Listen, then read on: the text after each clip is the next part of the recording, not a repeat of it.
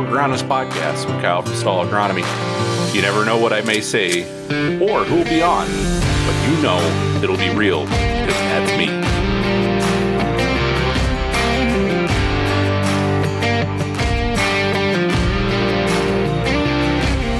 Hello, everybody. Welcome back to the podcast.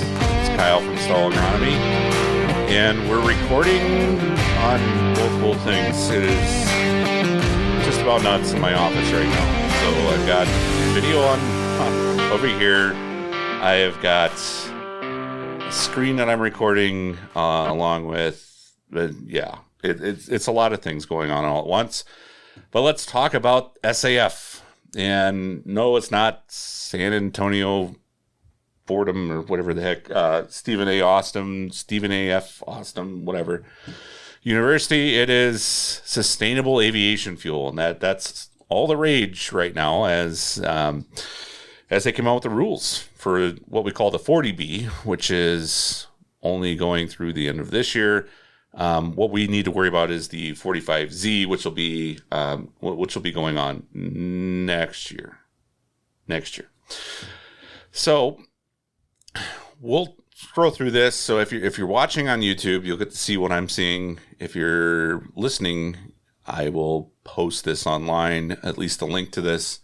We're on page 20 is where I'm starting, and we're just going through these things. So what is SAF? SAF is sustainable aviation fuel. So essentially ethanol, soy biodiesel that will be able to be used in aviation fuel. Right now, we're currently producing, I think, 25 million gallons.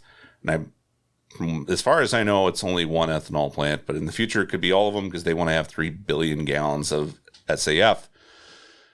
So to qualify as sustainable aviation fuel, what they're doing is essentially utilizing the crop side of that to get there. And we have to offset with these practices. What they're thinking is we're going to offset 50% of greenhouse gas emissions. So let's talk about the requirements and kind of look through it on the agronomy side. One thing I always caution everybody with this and with even like nutrient management plans, anything, is you're going to have people that are going to basically sign up for this just to get the money. And not on the farmer side, but I'm talking on the advisor side. So there's going to be people that are just going to be licking their chops. The government's giving out billions of dollars that they will get their hands on. And yeah, they'll probably give you advice and things like that. But they're more on the record keeping side and not necessarily in the field. But there are going to be people that are going to make a bunch of money off this. There's already people that are been talking about carbon intensity scores for a couple of years now. And they're all going nuts. I can guarantee you this is all they want to talk about right now is this is the greatest thing since sliced bread for the farmer because you're going to get money. So will they. They're going to get lots of money. So that's the other thing I want you to be cautious with. They're going to get a lot of money. This is big money to them. They don't want you to not do this because big, big money. So what are we talking about? They talk about essentially further up here. So CSA is a word that's used, or abbreviation is used a lot in this document. Carbon smart agriculture is what they're calling it. And there are CSA certified people. There's a CSA certification, and they're probably going to require people to sign off on this, just like with a nutrient 590 standard, nutrient management plan, you name it. CCAs can do that. I'm not sure what's going to happen with this with CCAs, but they'll want somebody who's probably not selling you stuff. I would hope, at least. And all they're doing is giving you advice or basically just record keeping on this. So as we get into this, there are several things in here that are very weird, the way that they worded things. So let's get down to, make sure I'm on the right page, no-till. So what's your definition of no-till? My definition of no-till is we don't till anything other than plant it, and that's it. Where their definition of no-till is a little bit different. So they're talking about not burning residue, which there's not many people doing that, right? I mean, we don't. There used to be one guy around here. He passed away a couple of years ago. I haven't seen anybody burn a field of corn stalks off in a while. The other thing they want you to do is distribute all residues evenly across the field, i.e. combine it. They talk about removing residue directly within the seeding or transplanting area prior to or as part of the planting operation is acceptable. So does that mean that I don't think we can remove corn stalks? It's removing residue directly from within the seeding or transplanting area. So I'm guessing it's the strip that we're planting into. We can't do that. Now, that might change, but there are guys that make corn stalk bales. What does that mean for straw harvest? That's the thing that is really weird about this. And this is what happens when we have government people that are writing this, and then you have people that advise them that are potentially, some of them are in my position, but some of them are people that haven't set foot in a field other than a handful of times in their life. So it's going to be a lot of these weird things that we're going to have to hopefully get some clarification on, for one, and two, potentially change at some point. Another thing is this practice only allows an in-row soil disturbance operation during strip tillage, which is strip till. That's not no-till, right? But apparently strip till is now no-till. The planting operation and or seed / furrow closing device. So can we do strip till in spring? Can we do strip till in fall and then freshen in spring? Don't know. As far as this is saying, strip tillage is essentially no-till. So congratulations, you have a no-till strip till bar. I'm okay with strip till being okay with this. That was one of the concerns I had with this entire thing, was that strip till should be something that should be considered because it's low soil disturbance. Honestly, I think it's the best of both worlds, but we'll find out, I guess. Soil tillage intensity rating is part of this. They want it to be no greater than 20. So the guys are giving you your carbon intensity score. I'm guessing they're going to be doing an STIR. Who knows? Cover crops. Essentially, we're supposed to follow NRCS regulations for terminating cover crops. What's a cover crop? Your definition might be different than mine. Who knows? Yeah, we have to make sure herbicides are compatible with them. Do not harvest cover crops for seed. Yeah, well, that's the thing. So when a cover crop will be grazed or hayed, ensure the plant management will not compromise the soil health and organic matter content. Okay. Cover crops. You know how that works. We all know about cover crops. The thing that I wanted to get into is this enhanced efficiency nitrogen fertilizer practice requirements. So what is an EENF? Well, so they're going to classify them as essentially something that's going to reduce nitrogen. They're all worried about nitrogen because nitrogen is the greenhouse gas emitting part of our jobs. So we have to select one of the three. For all strategies, the EENF must serve as at least 50% of the nitrogen source for the production of the feedstock. So what is that going to entail? So there's no huge glaring thing that tells me what their nitrogen recommendations are going to be from. So is that 50% based on what you plan to apply?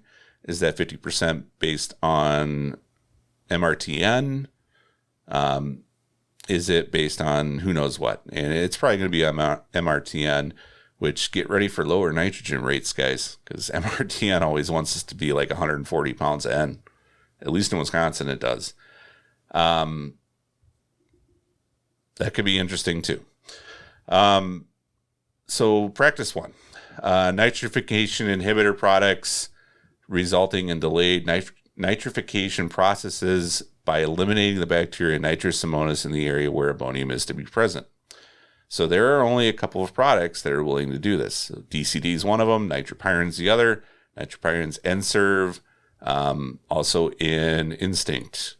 DCD would be like Agrotene Plus. There's some other DCD products out there.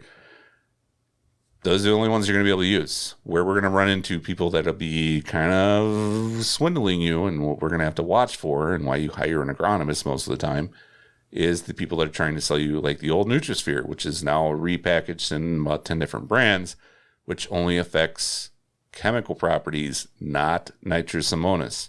So it has to be a nitrification inhibitor that will inhibit Nitrous simonis. And there's only a couple of them, and they literally talk about which ones those are in here.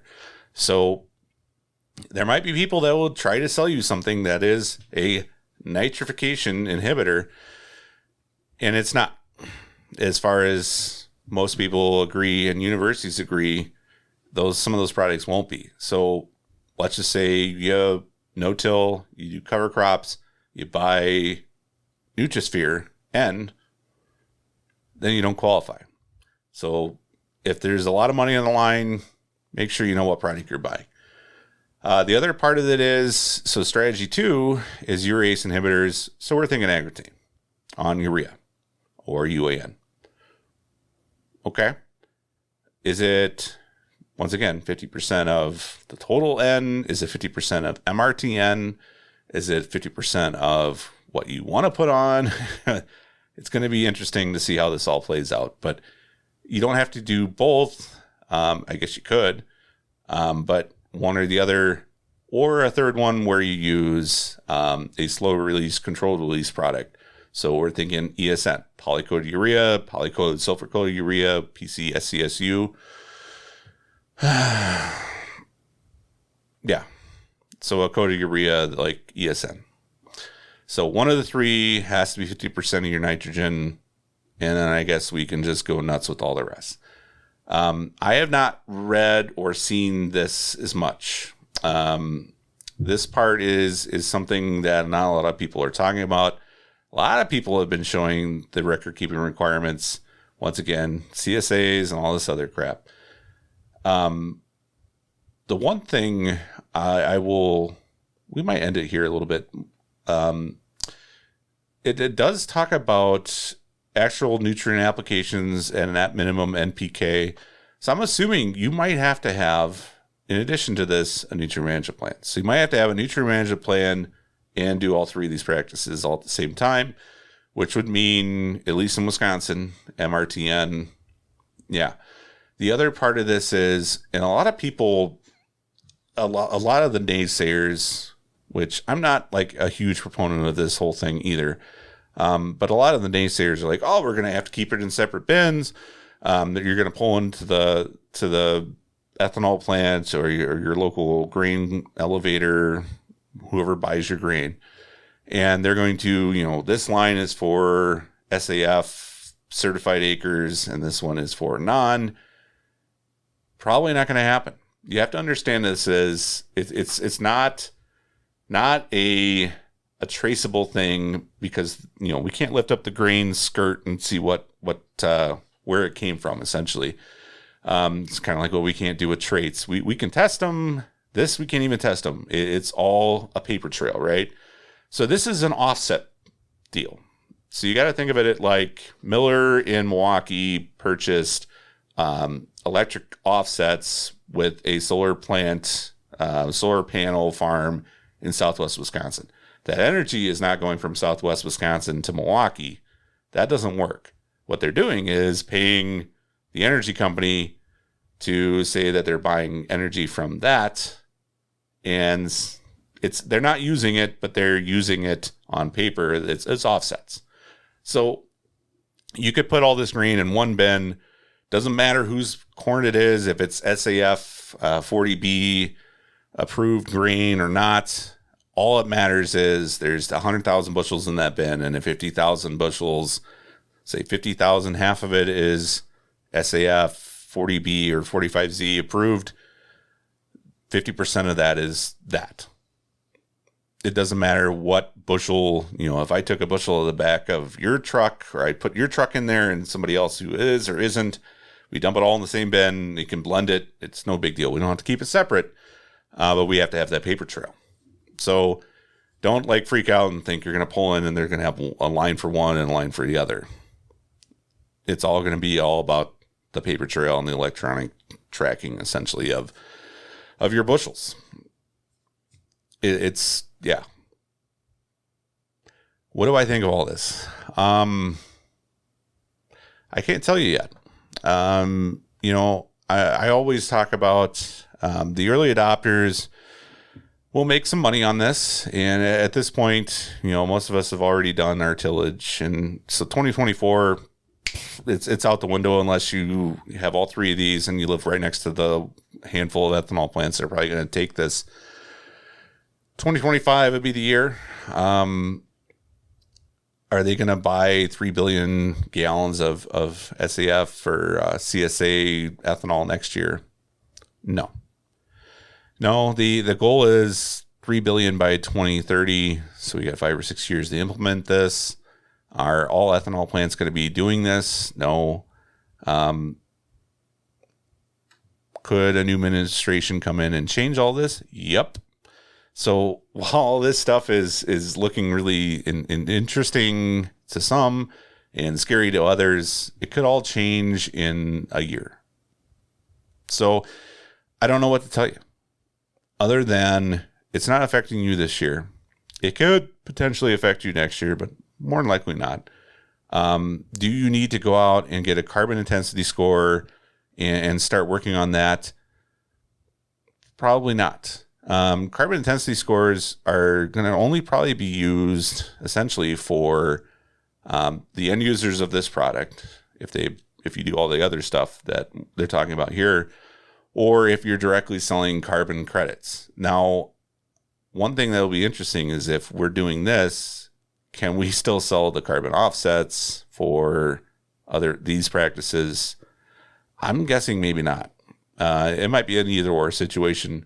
Somebody will probably correct me on that. I don't know. But this is all going to be a huge money grab for a lot of people. So be wary. Especially if you're a farmer, be wary about this. If you're going into college, I talked to a couple kids that were going into school for sustainability stuff. It's a buzzword now. It's really exciting and it's the future and yada yada. It's government. I mean, this is all government driven, right? A lot of this is. The carbon intensity score thing isn't necessarily government driven. That's private sector. Well, we did see a study come out a couple days ago, or maybe a week or so ago, that showed that most of the practices, if farmers are adopting them, are being driven by the government stuff, not private industry. So if that's the future, it's going to go to this kind of stuff. And there's going to be a lot of kids who go to school, policy changes, who knows what changes. I don't know if sustainability is the thing to do. It could change in 10 years. And here you are with a sustainability degree trying to be an agronomist at ag retail or something. Just be wary, be cautious. I always tell everybody, always be skeptical. I just thought it was very important to kind of go through some of these things. So we still have a lot of questions. There's not a lot of answers yet. It just came out. But as far as I'm concerned, hey, no till, strip till, same damn thing. That's kind of actually awesome a little bit. But yeah, go read this. Try to find somebody who's independent giving information on this. There were people that I looked, and literally there's somebody who sells carbon intensity scores is plastered on their website. This is the best thing ever. And we have meetings and stuff all planned for this and scheduled. So yeah, they're all excited about it, and for good cause for them, because there's a lot of money to be had. So we'll see how this all plays out. I'll catch you next time. Thank you for listening to the Rogue Agronomist podcast. Be sure to check out our website, stallagronomy.com, and our other social media for more information and other episodes.